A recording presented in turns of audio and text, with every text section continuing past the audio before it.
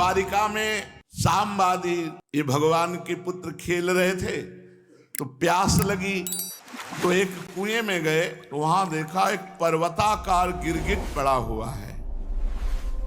तो सूत की रस्सी और चमड़े की रस्सियों से खींचने की कोशिश की पर वो नहीं खींच पाए।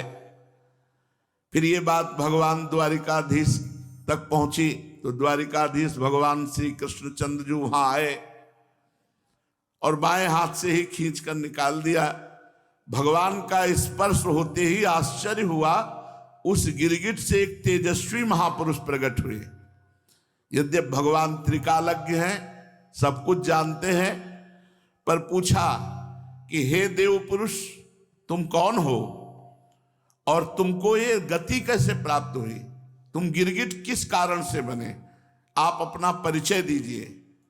तो राजा नृग ने कहा, नृगो नाम नरेंद्रो मिच्छ्वाकुतनयः प्रभो दानिस्वाख्याय मानेषु यदि ते कर्णमस्पृशम।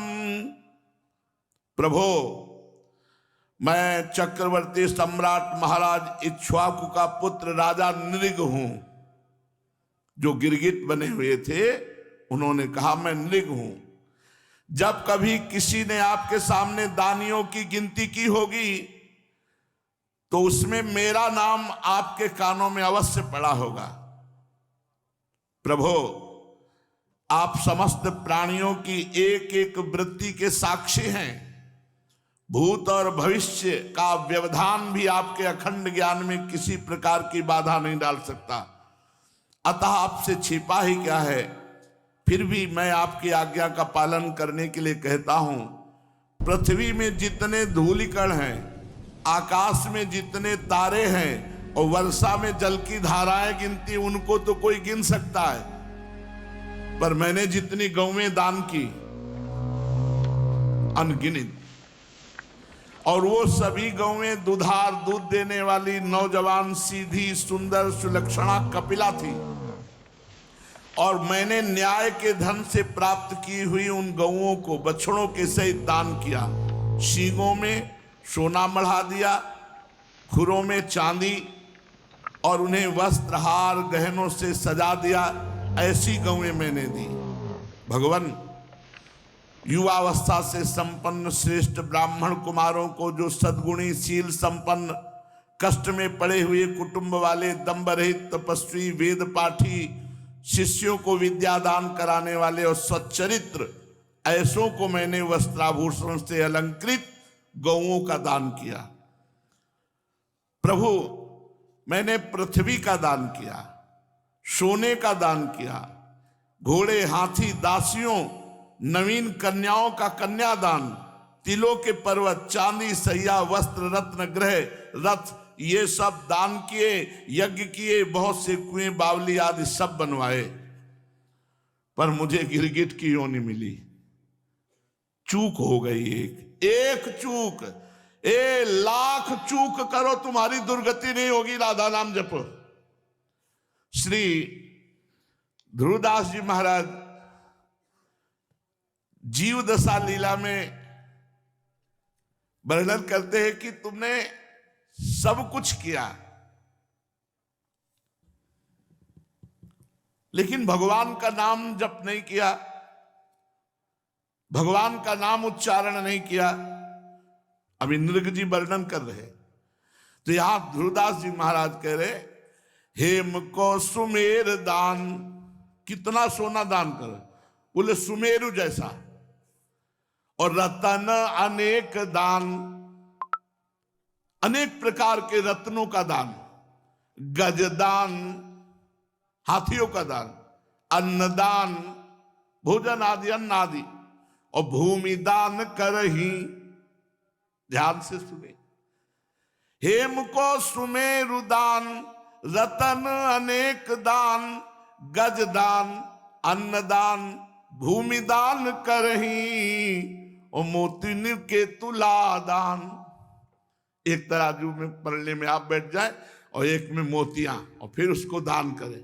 और मकर प्रयाग नहान, माघ मकर गति जब रब होई, तीर्थ पति है आव सब कोई। तीर्थराज में मकर संक्रांति के समय स्नान करने से बड़ा पुण्य होता है। तो मोतीनु केतु लादान, मकर प्रयाग नहान, और ग्रहण में काशी दान, चित्त शुद्ध धरही। जब ग्रहण पड़े तो काशी में बड़ा महत्व है। गंगा स्नान करके गंगा में खड़े होकर के अनुष्ठान करना आदि। चित्त शुद्ध धरही, सेज दान, कन्यादान, कुरुक्षेत्र गौदान।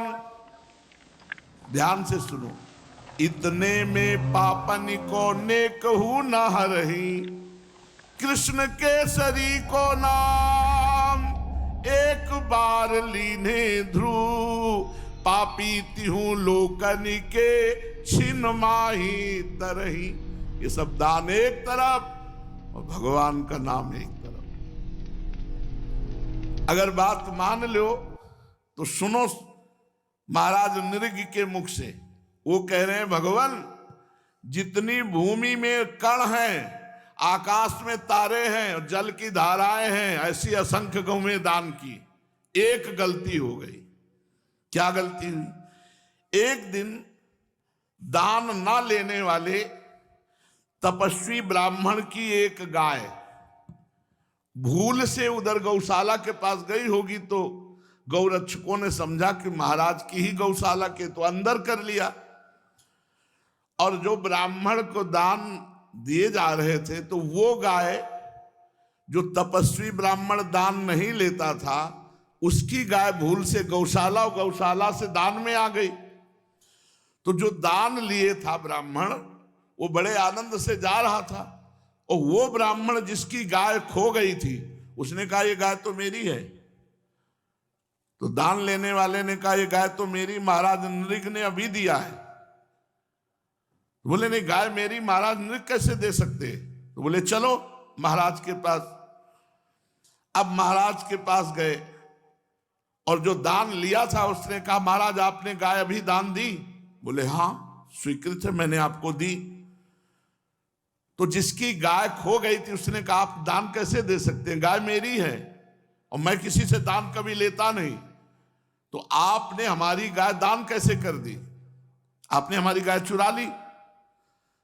ब्राह्मण की बात सुनकर मैं भ्रमित हो गया, मैं धर्म संकट में पड़ गया। तो जिसकी गाय थी उससे कहा 1 लाख गाय दूंगा, आप इस गाय को दान दे दिया, हमने तो दे दिया, तुम्हें 1 लाख गाय देता हूं। उनका मैंने कभी दान लिया ही नहीं, मैं अपनी गाय लूंगा।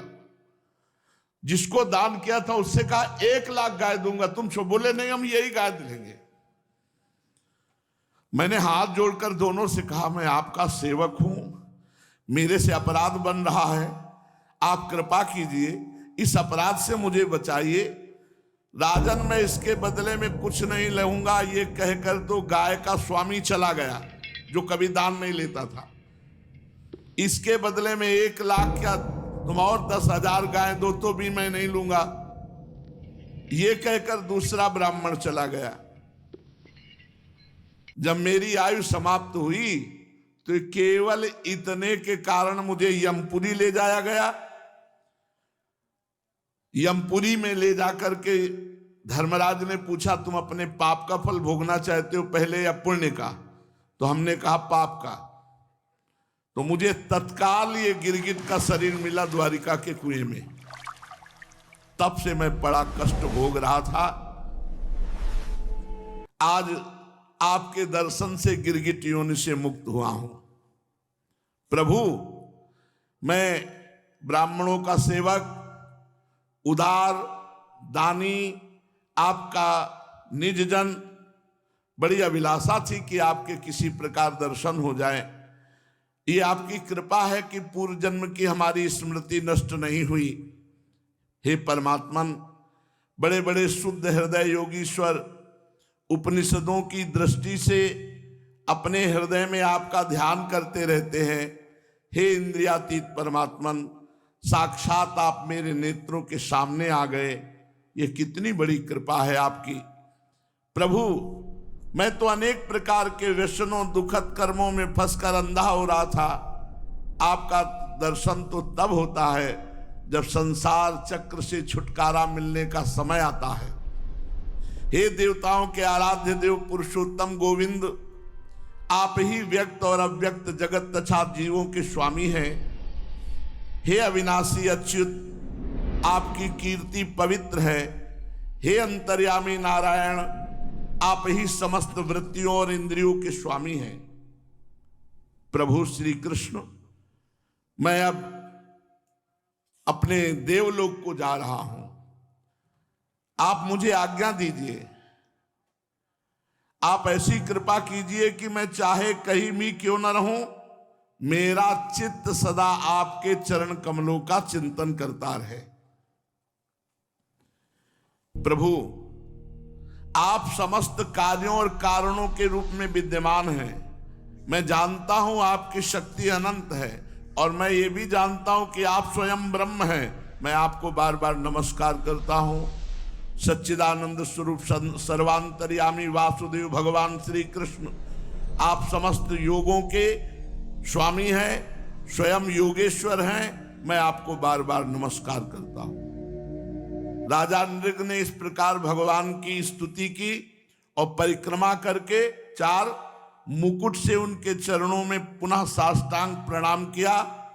जो ही प्रणाम कर रहे थे ते श्रेष्ठ विमान आया और विमान पर बैठ करके वो देवलोक को चले गए। राजा नृग के चले जाने पर ब्राह्मणों के परम प्रेमी धर्म के आधार देवकी नंदन भगवान श्री कृष्ण ने संपूर्ण द्वारिका वासियों को और अपने कुटुंब को शिक्षा दी। मेरे परिवार के जनों, द्वारिका वासियों, यदि ब्राह्मण अपराध करे तो भी उससे द्वेष मत करो। वो यदि श्राप दे दे, गालियां दे दे, तो तुम भी नमस्कार करो, उनकी तरफ क्रोध दृष्टि से मत देखो। देखो, मैं भी तीनों समय ब्राह्मणों को नमस्कार करता हूं। स्वयं भगवान कह रहे, तीनों समय प्रातः मध्याह्न सायं ब्राह्मणों को नमस्कार करता हूं। परीक्षित, ब्राह्मण के धन का अपहरण हो जाए तो वो अपहृत धन उस अपहरण करने वाले को, अनजान में उसके द्वारा यह अपराध हुआ हो तो अधापतन डाल ही देता। जैसे महाराजा नृग इतने बड़े दानी, लेकिन ब्राह्मण का अपराध बन गया। ना दान लेने वाली गौ, जो ब्राह्मण दान नहीं लेता, उसकी गौ उन्होंने दान में दे दी। बस इतने अपराध, अवश्य राजा का क्या अपराध इसमें, लेकिन राजा को दंड मिला, गिरगिट बनना पड़ा। समस्त लोगों को पावन करने वाले भगवान द्वारिकाधीश समस्त द्वारिका वासियों को ऐसा उपदेश देकर अपने महल को चले गए। इसलिए बहुत ध्यान रखना चाहिए।